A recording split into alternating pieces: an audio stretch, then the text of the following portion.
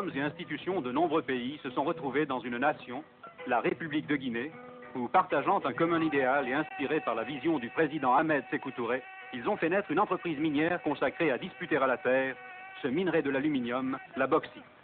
La Guinée est le pays le plus bauxitique du monde. En voici l'un de ces échantillons qui a jusqu'à 70% d'alumine et très peu de silice.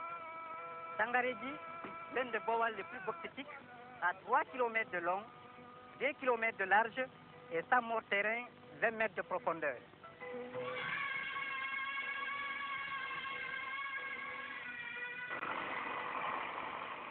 La bauxite abonde en Guinée. Ici, à Sangaredi, c'est une véritable montagne de bauxite. Sangaredi est le centre du premier gisement à être exploité dans la concession du projet de Bokeh par la Compagnie des Bauxites de Guinée, compagnie appartenant en commun à la République de Guinée et à Halco Mining Incorporated. Halco est un consortium de 6 des plus importantes compagnies d'aluminium du monde. Du Canada, Alcan Aluminium Limited, des États-Unis, Aluminium Company of America et Martin Marietta Aluminium Incorporated, de France, Aluminium Péchinet, d'Allemagne, Vereinigte Aluminiumwerke, d'Italie, Alumetal SPA. Les pionniers de la construction dans des conditions de vie précaires, avant que le groupe de confortables caravanes ne soit installé, ont bouleversé ce paisible coin de la brousse. Ils ont nivelé, creusé, soudé, bétonné, élevé des bâtiments pour préparer l'installation de la ville minière et de la mine.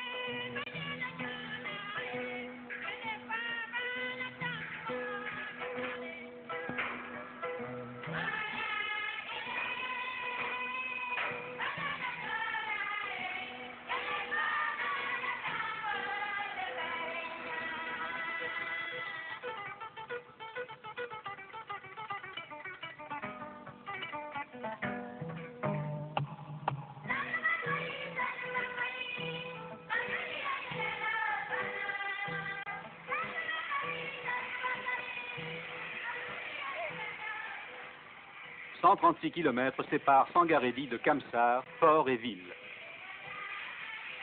À partir du néant, des marais et de la forêt, il a fallu créer le port et la ville.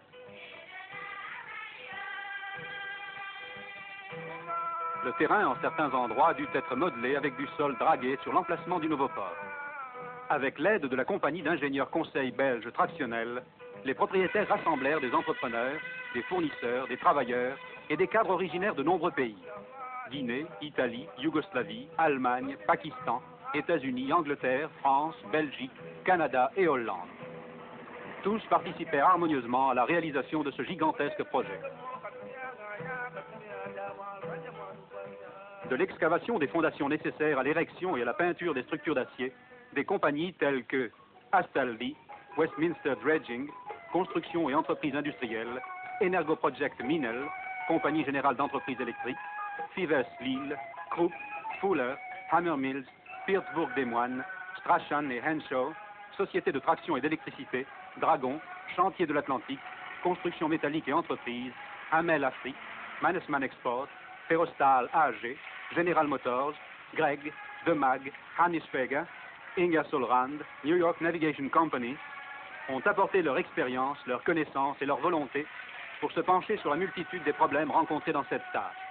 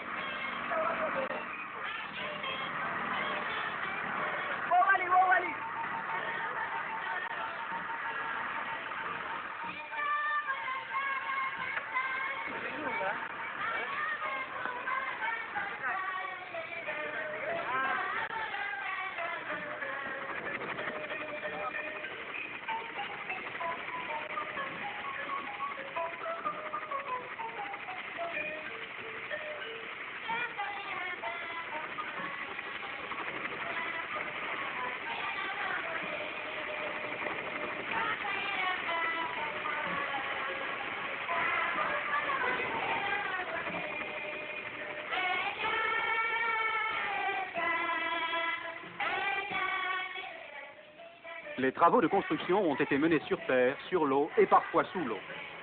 La vocation première de Kamsar est l'exportation de la bauxite. Ainsi, la mise en place de la jetée permettant d'amener le minerai au wharf de chargement a requis les soins les plus précis de la part des ingénieurs de la construction.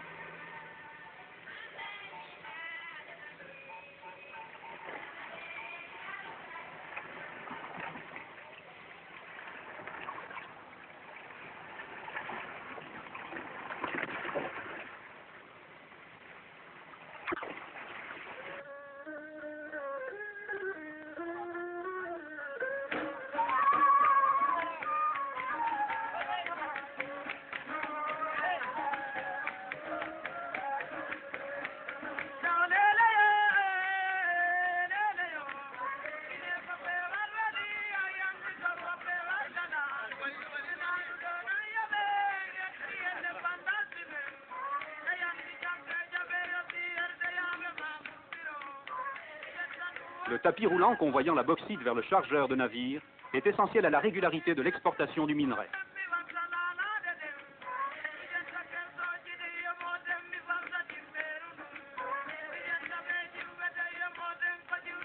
Les meilleurs architectes nationaux ont consacré leur talent aux nombreux problèmes de conception relatifs non seulement à l'achèvement des installations industrielles et portuaires, mais aussi au développement d'un centre urbain moderne.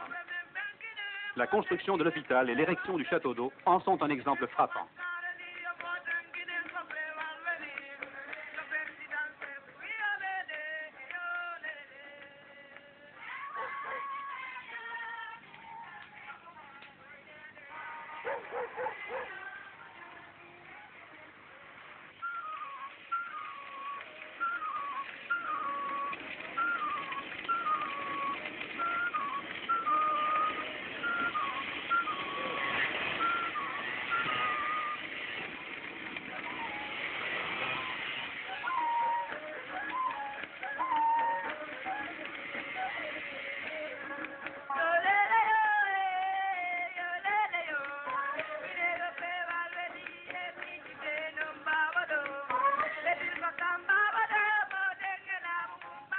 Retournant à Sangaredi, les travaux continuent.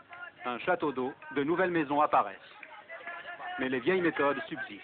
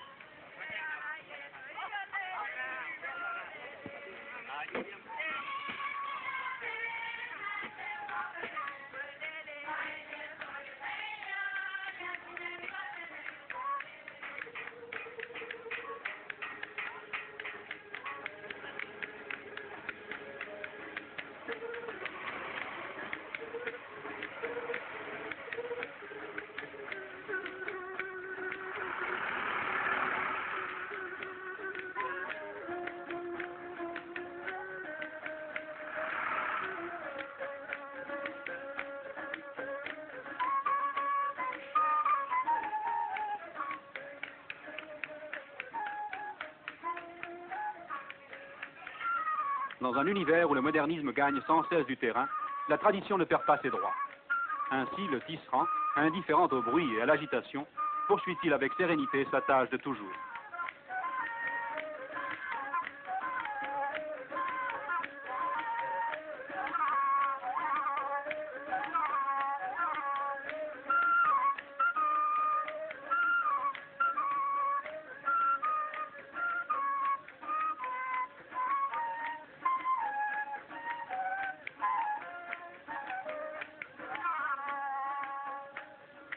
Exemple type d'une nouvelle philosophie de la coopération internationale, le projet de Bokeh aura permis à des hommes d'aussi différentes cultures et civilisations de se mieux connaître et de s'apprécier. Les enfants ne sont pas les derniers à jouir de cette nouvelle philosophie.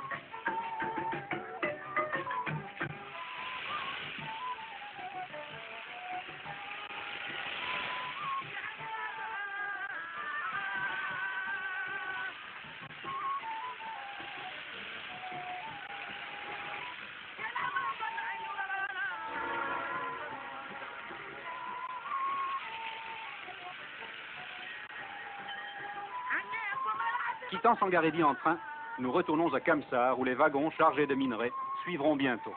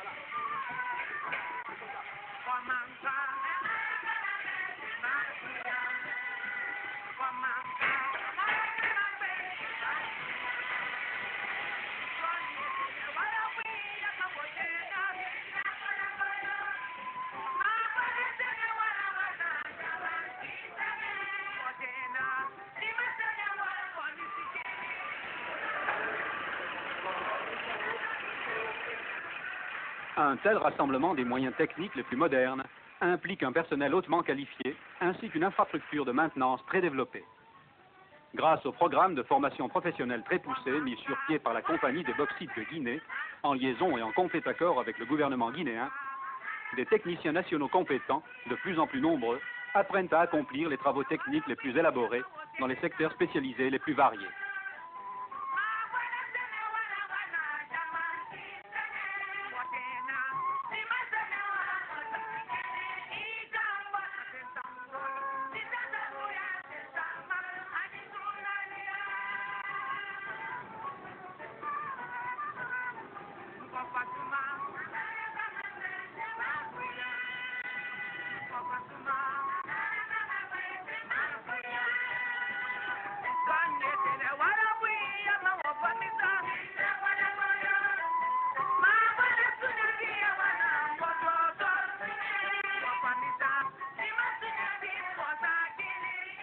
Après tant de mois et en dépit de tous les obstacles, grâce à la volonté et à la détermination de tous, une ville est née. Cette cité a été conçue de telle façon que ses habitants nationaux ou expatriés s'y sentent vraiment chez eux, à l'aise ensemble. Ainsi, la vie familiale peut s'épanouir dans un environnement confortable.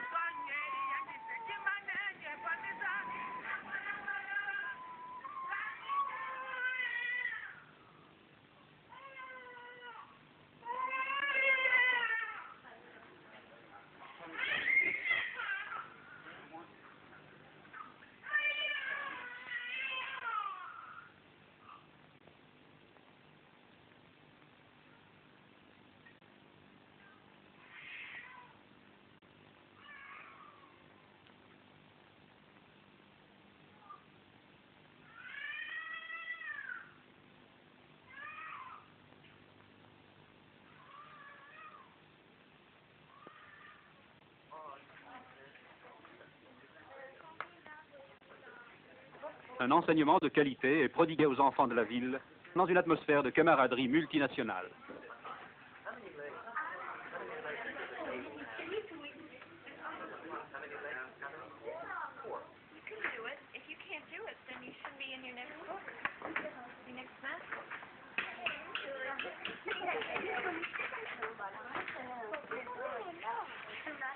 Mais moi je veux voir si t'as terminé ici avant. C'est pas terrible. Allez, cette année, ensuite ça termine, c'est bien. Bon, ici il y en a 1, 2, 3, 4. Bon, il y en a aucun derrière.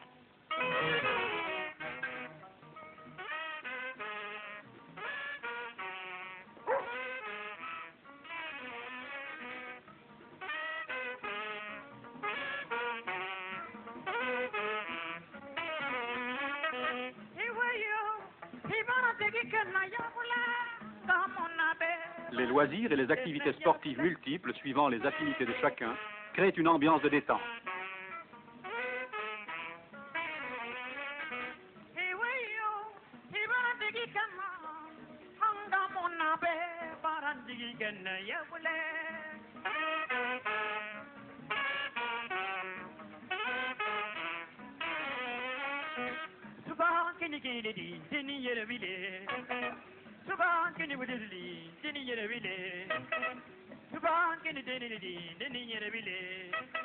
Les citoyens de Kamsar se retrouvent avec joie dans le cœur de la cité, avec son motel, son bar, son restaurant et sa piscine.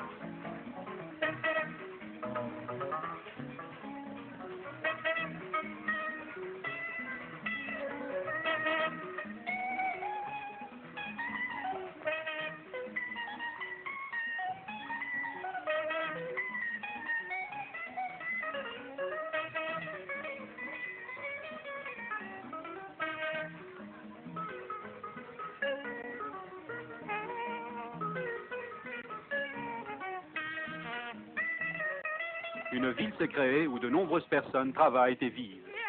Afin de fournir des produits alimentaires frais et de bonne qualité, la Compagnie des bauxites de Guinée et l'OFAB ont démarré le développement d'une ferme pilote à Calabouyi pour achalander le marché de Kamsar et pour dispenser une assistance technique valable aux fermiers locaux.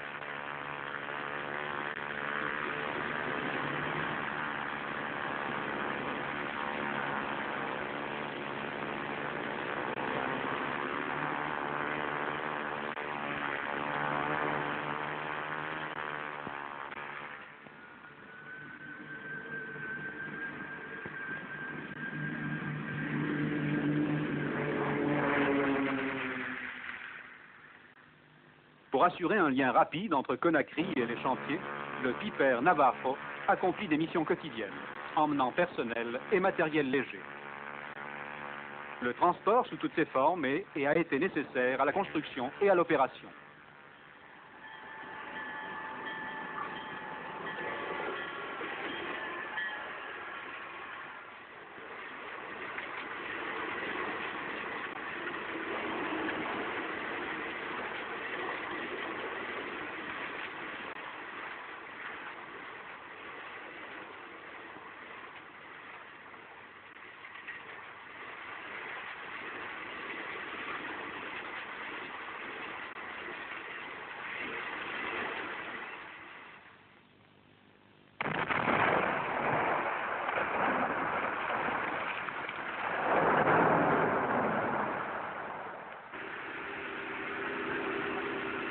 Maintenant, la première explosion délivrant la bauxite de la terre qui la retenait prisonnière depuis des millénaires a eu lieu.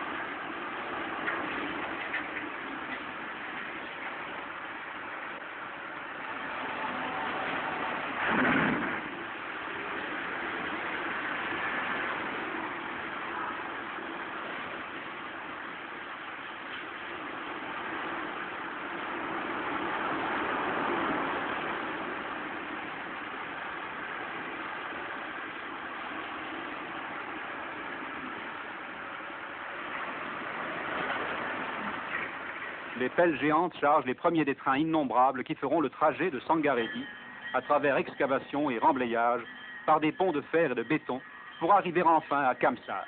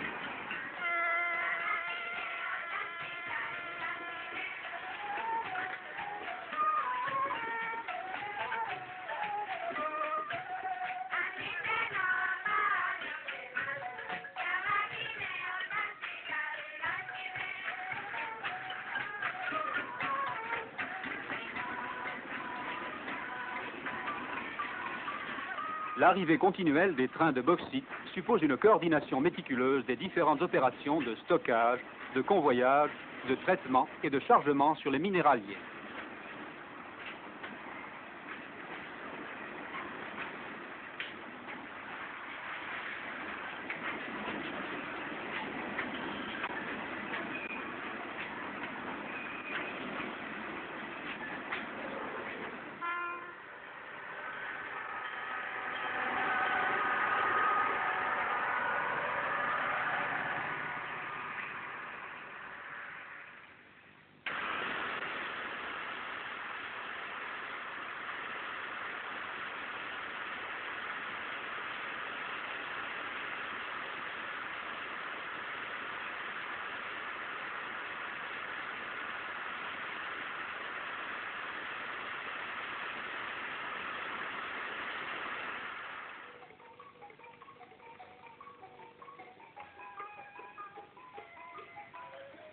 C'est dans la même ambiance de travail, empreinte de sérieux et de profonde camaraderie, qui a toujours présidé aux relations entre les diverses nationalités en période de construction, que les tâches complexes de l'opération s'accomplissent.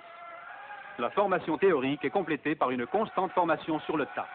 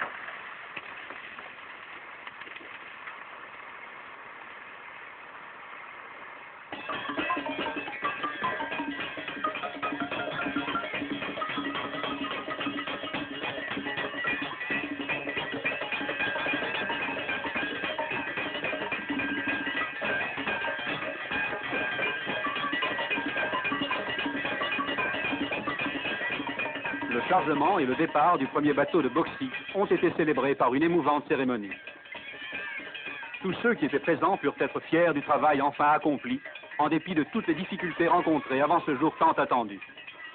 Et pour célébrer cet événement heureux, la danse du bonheur, le ballet des jours fastes, a fait éclater un spectacle sonore de musique joyeuse pour saluer l'appareillage du navire qui emportait dans ses flancs les espoirs et les rêves de tous ceux qui les rendirent possibles.